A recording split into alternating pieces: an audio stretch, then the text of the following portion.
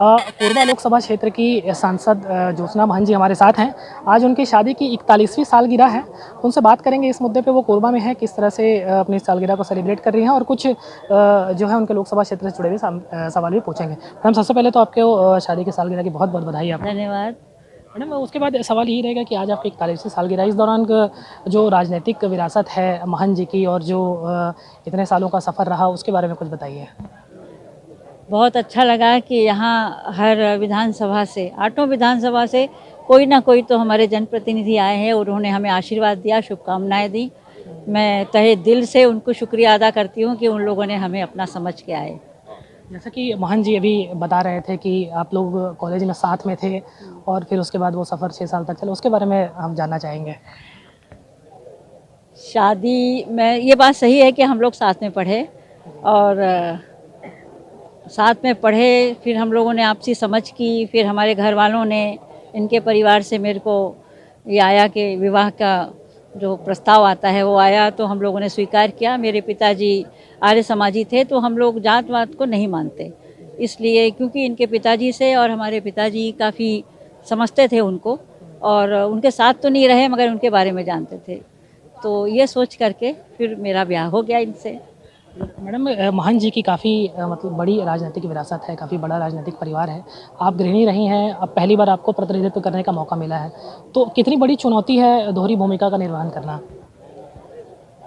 ये बात तो बिल्कुल सच है कि सन 80 में मेरी शादी हुई और उसके विधायक से ही हुई है, तो निश्चित रूप से हमारा परिवार हमेशा बिखरा रहा एक तरह से, तो बच्चों की और इनके परिवार की और मेरे खुद के परिवार की जवाबदारी मेरे पास रही और उसका निर्वहन मैंने बखूबी जितना बन सकता था प्रयत्न किया और शायद सही भी किया। बच्चों को पढ़ाना थोड़ा चुनौती भरा तो है ही, क्योंकि सब जनता को खुश करना, अपने क्षेत्र के साथ में न्याय करना, ये बहुत कठिन काम है। तो ये करते रहे और पीछे पीछे जीवन संगिनी होने के नाते मैंने भी किया और सामाजिक कार्य भी किए, क्योंकि मेरे पिताजी से मैंने समाज की सेवा सीखी और इनसे शादी होने के बाद अपनी सास से मैंने ये कि कैसे हमको एक नेता के घर में या एक जनप्रतिनिधि के घर में कैसा काम करना चाहिए। तो ये दो, जो मेरे माता पिता और इनकी माता जी, ये तीनों के बताए हुए रास्ते पे मैं चल पड़ी। मैडम, अभी आप जब संसद में जाती हैं, संसद में जब आप सवाल उठाती हैं क्षेत्र की समस्याओं की, तो कितनी आपको सहायता मिलती है? महंत जी क्या आपको सलाह देते हैं आपको, या किस तरह से रहते हैं? देखिए, ये राजनीतिक क्षेत्र जो संसद है हमारी, जो सांसद का जो 8 विधानसभा है, इससे ये पहले महंत जी लड़ चुके हैं और काफ़ी इनको परिचित है यहाँ के जन जन से, यहाँ के क्षेत्र से, तो उनका मार्गदर्शन तो मिलता ही है। चूँकि उन्हें चुनाव नहीं लड़ना था, इसलिए मुझे लड़ाया गया और कर्मभूमि उनकी भी है और मेरी भी, तो हम दोनों मिल कर के इस यहाँ की जनता की सेवा करते हैं और सलाह लेती हूँ मैं उनसे, बराबर देते हैं वो। मैडम, आप कोरबा लोकसभा क्षेत्र का प्रतिनिधित्व करती हैं। एक तरह से देखें तो यहाँ की जो कनेक्टिविटी है, जो रेल सुविधाओं के मामले में है, वो काफ़ी पिछड़ा हुआ है। कुछ प्रयास आप करेंगे उसके लिए?